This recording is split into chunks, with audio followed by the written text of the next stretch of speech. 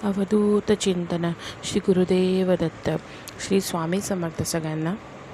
आज आपल्याकडे एका ताईंचा असा अनुभव आलेला आहे जो मी तुमच्यापर्यंत आता शेअर करत आहे. आणि हा अनुभव शेअर करण्याच्या अगोदरच तुम्हाला सांगते की तुम्ही अनुभव बघतात पण तुम्ही आपल्या व्हिडिओला लाईक किंवा कमेंट करत नाही, तर प्लीज लाईक आणि कमेंट करत चला. आणि तुम्ही जर आपल्या चॅनलवर जर नवीन असाल ना, तर प्लीज तुम्ही सबस्क्राईब पण करत चला, जेणेकरून आपल्या हातून स्वामींच्या कृपेने स्वामी भक्त घडतील, स्वामी सेवा घडेल, स्वामी भक्त घडतील, हीच आपली इच्छा आहे. तर चला तर मग आजच्या आपण स्वामी अनुभवाला सुरुवात करूया. त्या ताई म्हणतात की आम्ही एका छोट्याशा खेडेगावात राहत होतो. म्हणजे आजही ते राहतात, पण त्यांनी त्यांचा अनुभव शेअर करताना आपल्याला जसं सांगितलं आहे, जसं त्यांनी पाठवलं आहे, आपण तशा प्रकारे इथे मांडत आहोत. तर एका छोट्याशा गावात आम्ही राहत होतो आणि तिथे माझा नवरा म्हणजे गावाकडे कसं की कामं करून आल्यावर संध्याकाळी सगळे दारू वगैरे पितात, देशी दारू वगैरे तो प्यायचा. तर त्याला खूप दारूचं असं व्यसन होतं आणि मग दारू प्यायच्या अगोदर तो खूप चांगला राहायचा आणि दारू पिऊन तो घरात आला की मग भांडणं करायचा, नको त्या गोष्टी काढायचा, शिव्या द्यायचा, आईवडिलांना शिवीगाळ करायचा, बायकोला शिवीगाळ करायचा, मुलांना मारायचा, म्हणजे असा तो वागत होता. तर काय व्हायचं की याच्याने घरात खूप द्वेष निर्माण होत होता, कटकट होत होती, रती राहत नव्हती.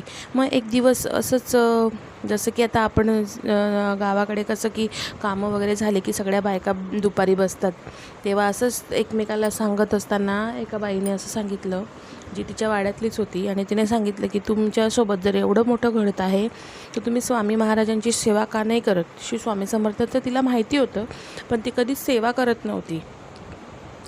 तर मग काय झालं की ती बोलली ठीक आहे चला, आता एवढे प्रयत्न आपण करतोच आहे तर मग नवऱ्यासाठी आपण स्वामी महाराजांची पण एक ही सेवा करून बघूया. तर तिने एखादा चांगला गुरुवार बघून स्वामी महाराजांची सेवा करायला सुरुवात केली. सेवा म्हणजे काय, फक्त नामस्मरण, बाकी तिने कोणतीही सेवा केली नाही. नित्यनियमाने रोजच्याप्रमाणे आपण देवपूजा तर घरात करतोच. देवपूजा करत असताना तिने स्वामींचा एक छोटासा फोटो आणला, मूर्ती पण नाही घेतली, फोटो आणला.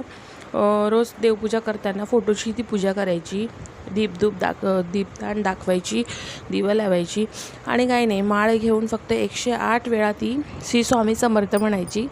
आणि तिला जर वेळ असलाच तर ती तारक मंत्र म्हणायची.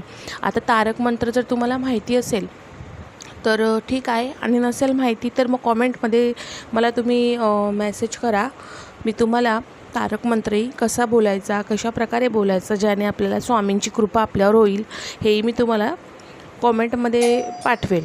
आणि मग काय झालं, पण ती जे करत होती ना, तो प्रभावी उपाय कसा करायची ती, की एक तांब्याचा ग्लास घ्यायची, छोटा गटूही चालतो, आणि त्या तांब्याच्या ग्लासात पाणी भरून त्यावर उजवा हात ठेवायची आणि जोपर्यंत ती श्री स्वामी समर्थ म्हणते तोपर्यंत ते पाण्यावरती हात झाकून ठेवायची.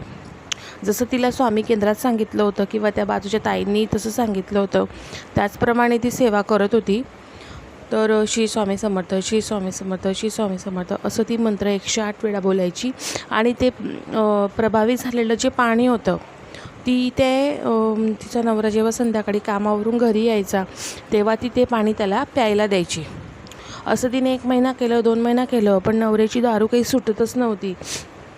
आणि अचानक एके दिवशी काय झालं की तो गेलाच नाही, त्याला दारू प्यायची इच्छाच झाली नाही. तो स्वतःहूनच म्हणायला लागला की आज माझी काही इच्छा होत नाही आहे, आणि पिल्याने त्याला त्रासही व्हायला लागला. असं हळूहळू करता करता त्याची जी दारू आहे ती बंद झाली आणि घरामध्ये शांतता नांदायला लागली, बरकत यायला लागली. म्हणजे पहिले जे तिच्या घराचं वातावरण होतं त्याच्या अगदी चांगलं झालं. म्हणजे तिचं असं म्हणणं आहे की मी स्वामींची सेवा केली आणि माझ्या आयुष्यात खूप चांगलं घडत गेलं. आणि नवऱ्याची दारूच नाही तर तिची मुलंही खूप शांत झाली, हुशार झाली, अभ्यास करायला लागली, घरामध्ये सगळे एकमेकाला समजून घ्यायला लागले, एकमेकाला जीवाला जीव द्यायला लागले, जे की आधी अजिबात नव्हतं. म्हणजे स्वामी सेवेमुळे तिच्या जीवनात खूप चांगले बदल झाले. स्वामींनी तिच्यावर खूप अशी, तिनेही मनापासून खूप सेवा केली स्वामींची, म्हणून तिच्यासोबतही असे हे चांगल्या गोष्टी घडत गेल्या. स्वामींची सेवा करायची आहे पण अगदी मनापासून, कारण मनापासून केलेली सेवा स्वामींपर्यंत जाऊन पोचते.